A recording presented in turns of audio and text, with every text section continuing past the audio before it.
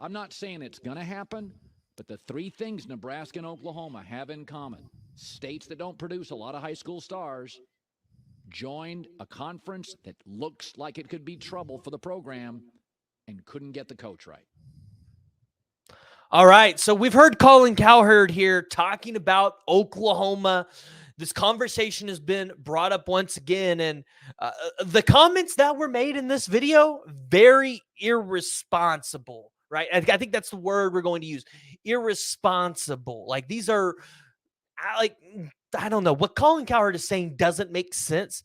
And that's something that we got to talk about because Sooner Twitter has been all over it after a specific Texas fan has decided they want to bring this back up, acting like Oklahoma's going to fall off the face of the earth. So let's jump into the conversation that Colin Cowherd is having around pretty much, and I'm going to say it, Oklahoma falling off the face of the earth. He says oblivion.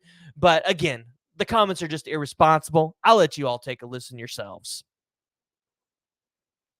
Keep your eye on Oklahoma. Is Oklahoma going to be the second program in our adult lives that disappears?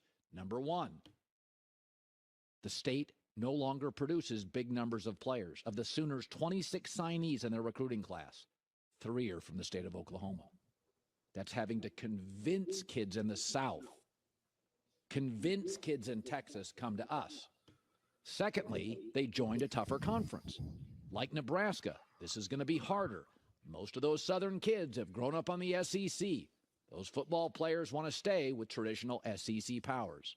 And number 3, in an offensive era, they hired a defensive coach, and he was completely, utterly over his skis. They didn't get the coach right. I'm just saying.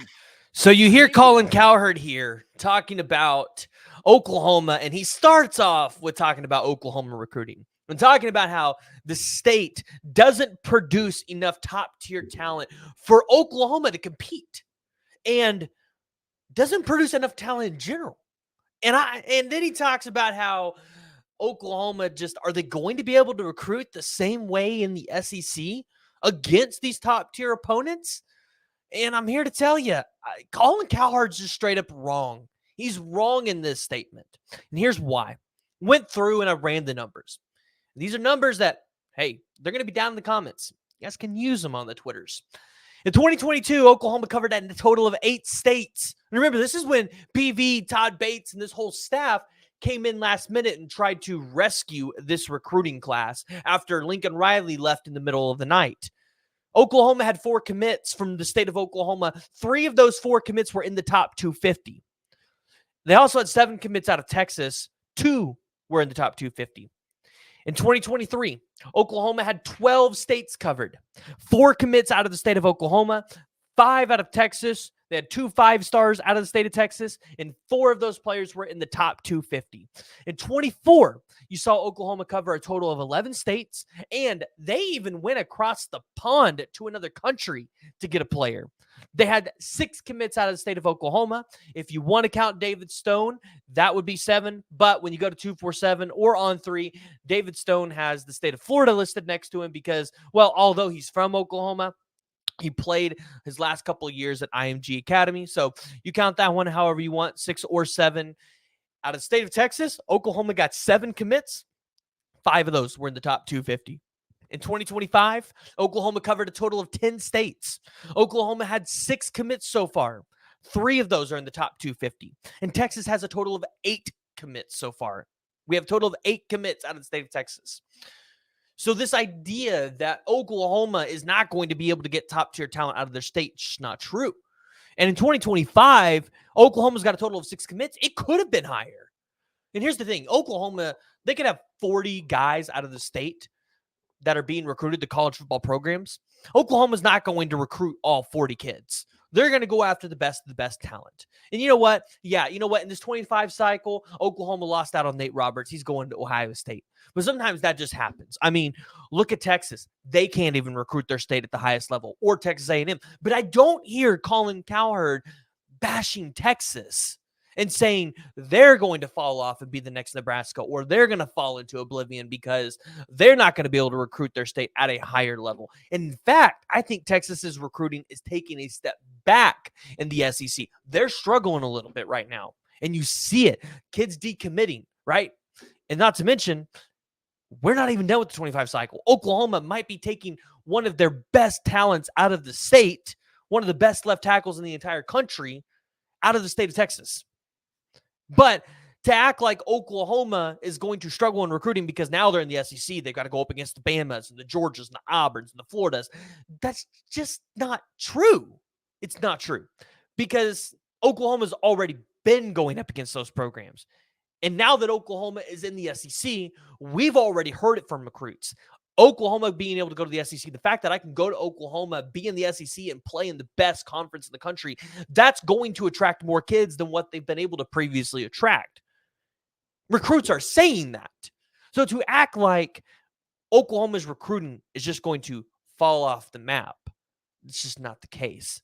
Now, to Colin's second point, Oklahoma is going to a tougher conference. The likelihoods that you're going to run a 12-0 or an 11-1 season now, those chances, those opportunities become a little bit more slim. The opportunity to run 6 or 7 straight conference titles, those aren't going to be as prevalent anymore, right? That's not going to happen.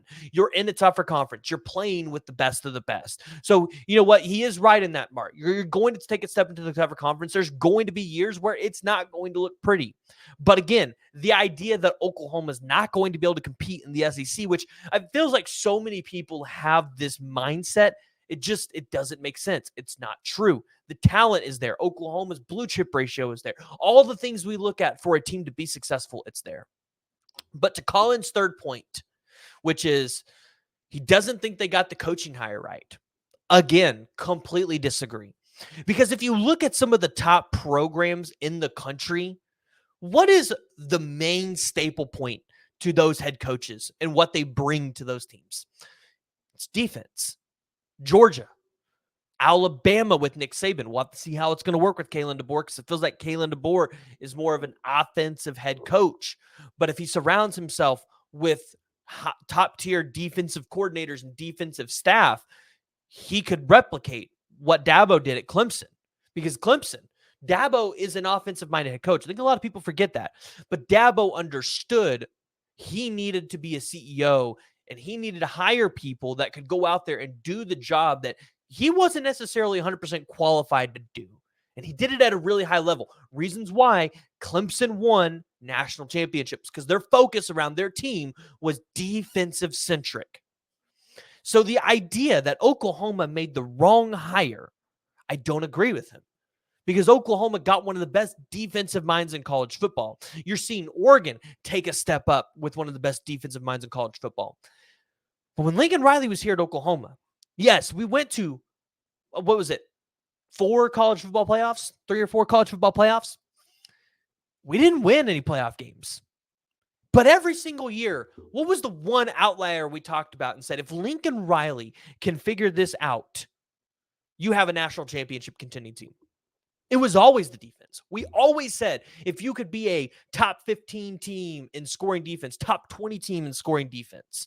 We even gave him a little bit of a break and kind of threw the bar a little higher at 40.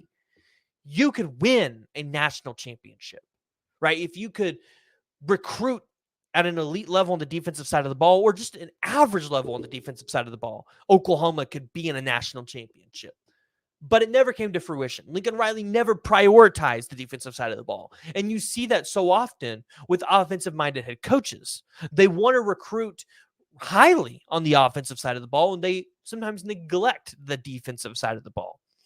But Brent Venables has came in and brought balance to Oklahoma. He's brought balance to Oklahoma football recruiting on the defensive and the offensive side of the ball.